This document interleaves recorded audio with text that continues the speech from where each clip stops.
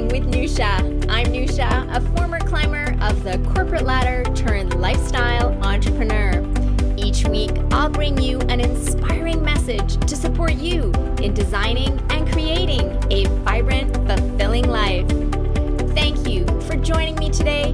Now let's get started.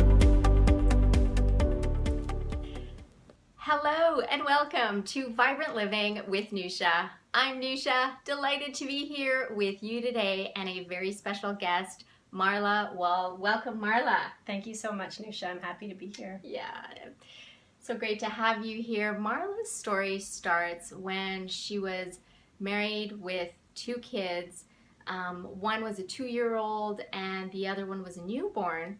And actually at that time, her husband decided to leave the marriage, leaving Marla to really raise these two kids on her own. And eventually what happened is her nervous system crashed. And so Marla was really doing life on her own. And in the process, she got shingles, she developed psoriasis on her scalp, as well as developing arthritis. Now today, 6 years later, Marla is a single mom of 2 beautiful children. Yeah, Yes. They're so beautiful. Thank you. And she's also a yoga teacher and a Pilates teacher as well. And her intention is really to serve those people that are type A personalities, you know, teaching them more about how to restore their health and, you know, what is optimum health, as well as how to maintain their health in the long term. And what's exciting is that Marla's offerings are both public. She offers private classes. She does face-to-face as well as online. So there's something for everyone. All of our listeners of Vibrant Living with Nusha, we have some fun things to share with you. So Marla, let's start with how you went from being this single mom who had a nervous system that crashed to transforming that and becoming, you know, more vibrant and having more of a vibrant existence. Yes. And all that still being a single mom and still having psoriasis and arthritis in your system. Yes. Well, thankfully I had been practicing and teaching yoga, among other things like meditation, and I'd been studying and practicing and teaching those for about 10 years before, if we call it the crash, came about. So I thankfully did have quite a good toolbox, and I had a good base of many years of study and meditation, as I said. So when the crash did come, it was a little bit like, wow, you know, what about my tools? Yeah. I would say I was pushed into a level of survival mode that I wasn't really able to access my tools. I was really just getting through each day. Thankfully, I was able to function. I was able to care for my children. I was able to feed them and meet the needs of the day, but I'd say that's about it. I was just meeting the needs of the day. I wasn't getting enough sleep, and when I did sleep, my sleep wasn't very deep. I wasn't getting the proper rest that I needed. So I was not only functioning at a deficit, but I think that deficit just kept getting deeper and deeper, because I think when you're in that survival place, you're so braced that even if you try to restore, I found at that time, even if I had a half an hour, an hour to myself, I didn't know what to do. Do I need a shower? Do I need a bath, a walk? Should I call a friend? Should I just have a sleep? I couldn't even decide what's the best thing for me to do, because I was so far away from myself and my tools and my ability to help myself. So this is when we really need people around us. We need a community. We need, you know, help. Wow. So what are some of the first steps that you took that moved you out of, you know, these extreme circumstances and helped you step into health? Well, I would say I felt I was in quite a deep hole, and I was really sad. And so in that place, I remember specifically noticing my children and noticing somehow that they were almost looking to me for how to manage their way through this situation. I mean, one of my children was an infant, so maybe not so much her, but especially my son. And one day it just hit me, you know, if I don't get myself okay with this quickly, my son is never going to be okay, so I need to get okay so that he can be okay. So I would say my children really inspired me just to get going and to accept my situation. So when I realized that, I knew I needed some help, and I sought some counseling. Thankfully, I found a wonderful counselor who was also a meditation teacher. So I was reminded of my practices, and I was, of course I know this. That's right. So part of his counseling work is getting his people to, if they're in agreement, to meditate daily. So I found myself back in my daily meditation practice, strengthening myself from the inside. This allowed me the space in my mind to start to improve my nutrition, to start to slow down a little bit, to start to find some cracks of joy and acceptance. So I felt like the joy couldn't really come until I had some acceptance in my situation. And I feel something like this can happen to any of us at any time in our lives. For me, this was my crash, but I work with people all the time who have some version of a crash, Yeah. So what I'm hearing you say is that this daily consistent practice of meditation, and we were talking, you said it's about 15, 20 minutes twice a day, really supported you to distinguish as the saying goes, the good wolf and the bad wolf, love and fear. And it sounds like, being left with 2 children on your own was a lot and put you into that mode of fear. And meditation actually brought you out and helped you see, oh, there's love, or I can choose fear. I could feed the good wolf or the bad wolf. And ultimately, it's about self-love. Absolutely. Yeah. Absolutely. There was a part of me blaming myself for the situation. I was blaming myself that because of me, my children weren't going to have their father around. So it was a big hurdle for me to get over that and realize, no, you know what, this is the way life is going, and we can, start to picture a new reality in a sense. It's that letting go of your ideal and embracing what is. Right. And twice daily was absolutely recommended, but I'll be honest, there were many days where I got it in just one time. But I did manage to do that once daily meditation, even if it was just before sleep at night, that one little moment before I would go to sleep. The consistency of that, I have to say, really, I think I already said this, but really strengthened me from the inside and brought back the space of self-love. I think it's really tough to love genuinely without that self-love and that self-appreciation. Then I think it's hard to truly love and appreciate others. So that was the beginning of the path. And then through that, I was reminded, oh yes, I have other practices that I love, like yoga, and then I started to learn and study. I studied the Franklin method, which is a dynamic anatomy method. That brought me to the Pilates Center. I ended up studying Pilates with Diane Miller and just really enriching myself with a lot of study. Through them, I've studied Eldoa, I've studied other nervous system coordination patterns, and so I find now my work is really culminating in this restoring your nervous system path. Beautiful. So yeah, I'm very excited.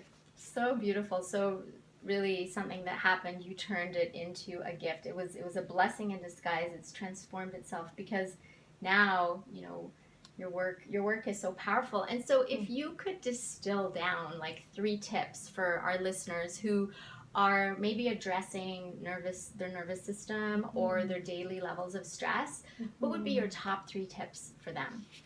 Let's see. I would say the first thing you could do is to start to notice. Start to really notice when you're in a stressful situation, how is your breathing affected? How is your body tension affected? And this is, of course, going to be easier to notice in a slightly low-level stress situation. Like, say, you're frustrated in your car or you're frustrated in the grocery store, You're frustrated because this line is taking too long and you feel your body start to tense up and you start to get mad at the woman in front of you who's using coupons and, you're starting... her time. Those moments are usually a little bit easier to say, wait a minute, I could calm down my body. I could slow down my breath because being tense isn't going to change the situation. So then in a sense, you're charging too much for that moment. You're paying with your nervous system for that moment when you can switch to a more neutral gear.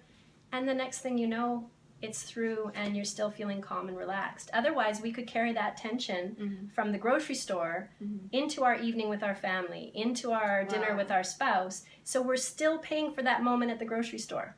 And what's interesting is the woman who's paying with her coupons doesn't even get affected. It's us and our nervous system. She has no clue. Affected. She's thrilled. She's thrilled. She's using her coupons. Yeah.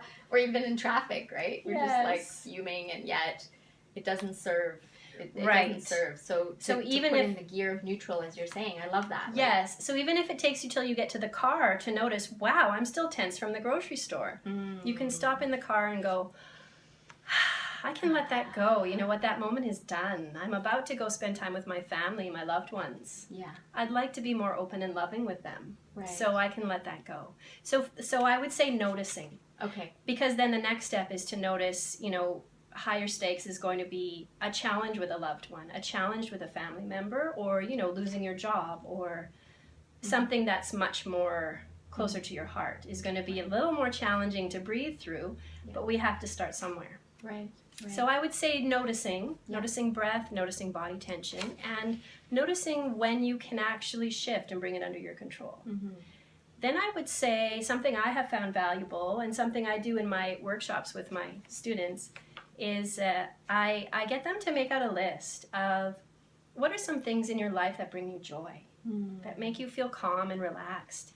It can be as simple as quiet time with your pet. Yeah. It could be a walk by the ocean or just sitting and listening to the ocean waves.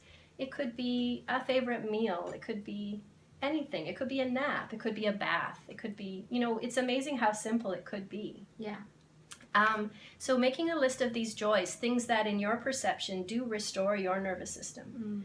And then a list of things that take away. So in a sense, it's sort of like deposits and withdrawals. Yeah. A deposit where you're building up your joy and your nervous system resilience. Yes. And then things that are withdrawals, something that's going to cost you with your nervous system. And when we can actually identify those, it's actually very powerful. Because we could be prepared for it. We can be more prepared for a situation. A visit with a challenging family member. We can say, I know this is going to be a little challenging. So I'm going to take a walk before I have to go into this time to connect with a challenging family member or something like that. We can prepare ourselves and keep our body tension low, keep ourselves as calm as possible, and just be open. Open for possibility that it might be different that day, or or prepared for the fact that it could be exactly the same. So making that list can be a great way to identify, wow, some people have made their list of joys and said, wow, those are my joys and I don't remember the last time I did those things.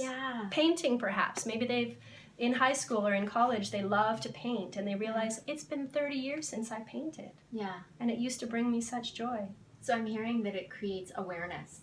When we write it down, we're aware, and then we can utilize. And then we can be motivated to say, you know what, having joy in my life, I'm a little bit in control of that. Beautiful. So the other thing that I think people can do is look at their own toolbox. They may already have one. What do you already know that you can do for yourself when you can feel you're in a stressful period of your life? You could ask yourself, do I do healthy things, or maybe I make some unhealthy choices? There's a lot of people who, to reward themselves or to say, I had a stressful day, the things they end up choosing is, I'm going to have that Haagen-Dazs, or I'm going to have that, and that's fine. I think those things can bring us joy, or I'm going to have that martini, or, I think those things can bring us joy, and that's wonderful. That means I think we're using them well. But when they become your go-to, you're actually trying to use that as your tool for relaxation or for rewarding yourself, I think it's good to look at that and say, how healthy is that for me? Is it really, or is it, creating more of a deficit? So looking at things like, do you have a faith or a practice that brings you peace? Some people already do. And does it still bring you peace? Can I return to that? Do I have some breathing practices? Have I learned some basic breathing skills to help bring my energy a little deeper in my body? We spend so much time stuck in our heads that we get like this energy, buildup in our heads, and do I have tools to bring that down? For some people that's a walk, some people they love to jog, that's their mental sanity, or they play squash or whatever. So it can be valuable to recognize, yeah, I have some of these tools. For some people it's yoga and meditation. For other people it's other things, you know. So I just encourage you that if you look at your toolbox and you feel like, you know what, I actually don't have much. You know, I have had some friends who I've seen them in crisis, and I've helped them before because I noticed they didn't have tools. And so I would share my tools, and I would say, you know what, these are tools that help me. Maybe they help you, maybe they don't. But another thing I say to my students who take my classes, if I did something here today that worked really well for you, remember it. Yes. Put that in your toolbox. I might teach them 5 different breathing techniques, and 2 out of those 3 maybe didn't really work for somebody for any number of reasons. Maybe they have asthma or COPD, or they have a blocked nasal passage. So that particular breathing didn't work. Which one did? Highlight that in your mind, put that in your toolbox, practice it a few times on your own, so it's a go-to for you. You know what, you had a stressful day, take some time, either run a bath or just close a door to a bedroom and practice this breathing that you've learned and that you know works well for you. Beautiful. I love that about your approach, because it's very much inspiring people to find their own answers and to create their own toolbox. And in your classes you offer a variety of different techniques and things that people can incorporate. And speaking of tools, you have this awesome tool. For those of you that live in Vancouver, you have the opportunity to enjoy this. And for those of you, I know our listeners are all over the world that don't live in Vancouver, we also have something awesome for you to enjoy. So back to the folks from Vancouver, you have this fun event on Fridays called Restore Your Nervous System. So how did this come about, and how's it going? Yes, I have a class at a Pilates center, a Vancouver Pilates center, called Restoring Your Nervous System. And I've been teaching there for about 4 years. I tried offering yoga there several times, but the Pilates folks, they're generally not so interested in yoga. Some of them have an injury and their doctor told them not to do yoga. Unfortunately, with the explosion of yoga, oftentimes when you walk into a yoga class, you really don't know what you're walking into. So, and the more students in the class with one teacher, there's opportunity for injury there for sure. So the people that generally come to the Pilates Center have made a choice that their practice is Pilates and not yoga. However, they tend to be type A's, and I've noticed that as they're trying to make changes in their body, these people aren't breathing. Until they can start to change their breath, it's pretty difficult to tune into muscle systems and make structural change in your body. So I found myself trying to get them excited about breath, and I offered some yoga classes, and they just fell flat. Nobody was interested. They're like, I breathe. What do you mean? What do you mean? The breath goes in, the breath goes out. I'm fine. I breathe. And it's like, oh, okay. I even had one client, I was going to do a half-hour breathing private with her, and she looked at me and she said, well, we're not going to just breathe the whole time. And I started to laugh. I was like, I could talk to you about breathing for an entire day. I could talk to you about breathing for an entire weekend. So for half an hour. And then she kind of hurt herself. Anyway, so I still was noticing this problem, and it was a really good problem for me to try to wrestle with. Why do I think these people need it? So finally I suggested that I do a class called Restoring Your Nervous System. I had like 20 people. Whereas before I had maybe 1 or 2. Oh, great. And the 1 or 2, they came every week. They loved it, but still, I couldn't get an interest. So once I called it Restoring Your Nervous System, all of a sudden these type A people were like, oh yeah, I need that. I'm stressed. That's a good thing. So I finally spoke their language. Beautiful. And so now this class has continued. And on so Friday nights too. Well, it's Friday afternoon. Okay. I also teach some of these classes in my neighborhood in Champlain Heights, and I also put videos on my website. So yes, I love that. And so for those of you that don't live in Vancouver, Marla has an abundance of beautiful videos that she's created, and also that are on Gaia.com. So you can find all of this on nushabebahanian.com. Marla is one of our Vibrant Living Community Service Partners. So if you go under the resources section under nushabebahanian.com, then you'll see Marla's offerings, and she has some generous offers for the listeners of Vibrant Living with Nusha. Thank you for that. My pleasure. My pleasure. So Marla, what is your vision, mission moving forward to elevate health on the planet? My vision, mission to elevate health on the planet.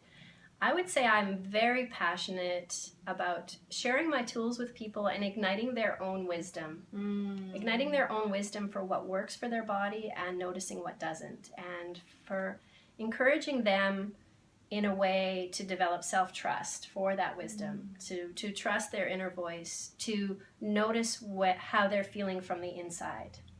And my hope is that, we're all going to experience some sort of a crash. At one point in our life. At some point. Maybe it's big, maybe it's small. Some are big, some are small. But this is why we're here. We're not, every day isn't sunny and beautiful and perfect. It's not a walk in the park. It's being not. on planet Earth. And sometimes it's not our own health, but it's a family member's health. Like for myself, I feel blessed. I have great health. However, my father's health was compromised, and I had to dig deep and access those tools within myself. And yes. Yeah, I understand. So really, it's very true, and I see that a lot when somebody is having to manage the really a health crash of a loved one, a spouse, a parent, a sibling, and then the burden of the care is on them.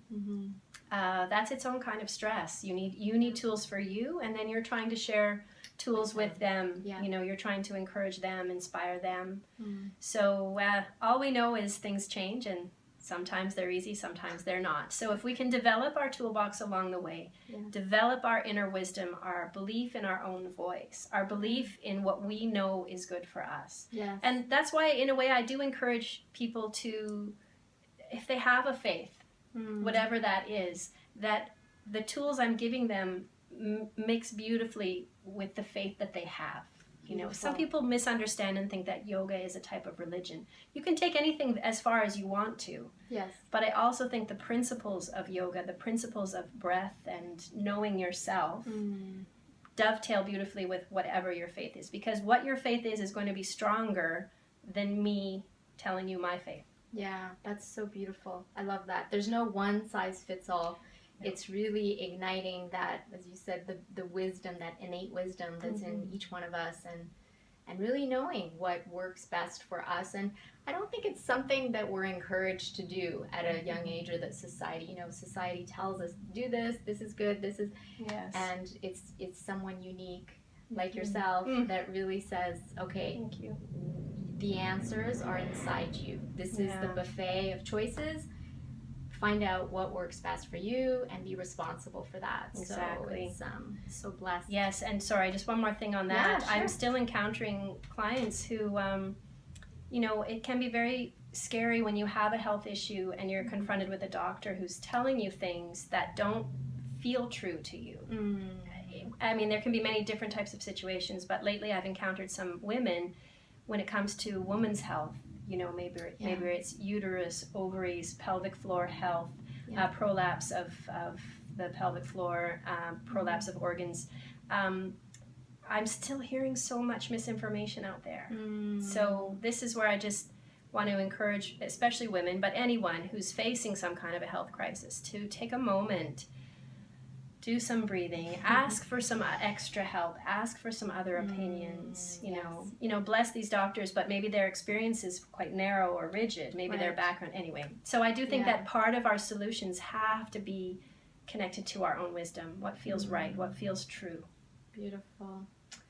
Marla, thank you. Thank you for taking time out of your super busy schedule to be here with us, to share your story, and to really shed light on all the different options that are available for us to restore our health and also maintain health in the long term. And above all, thank you so much for being an inspiration of what's possible to restore our health regardless of our circumstances, and to do it in ways that don't have to cost a lot and don't have to take a lot of time either. Exactly. So thank you so much. Thank you, Nusha, for having me. It's my pleasure. Oh, such a pleasure.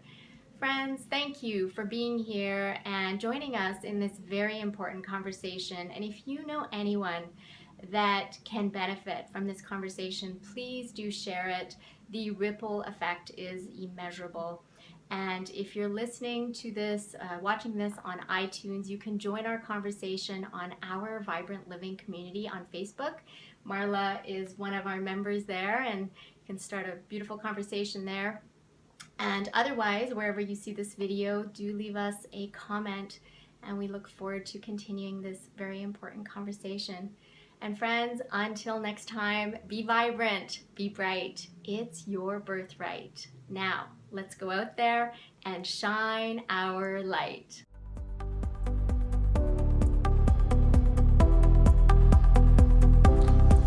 Thank you for investing this time with me on the Vibrant Living with Nusha podcast. I'm so glad that you joined our conversation.